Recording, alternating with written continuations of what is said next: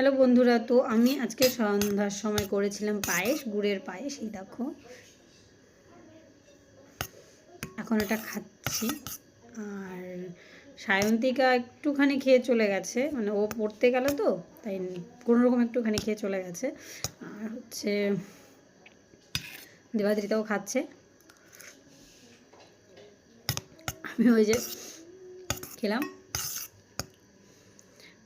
শীতের সময় গুড়ের পায়েস তো স্বাভাবিক সবসময় ভালো লাগে খেতে, কিন্তু গুড় দিয়ে পায়েস এটা কিন্তু একটা অন্যরকমই টেস্ট। বলো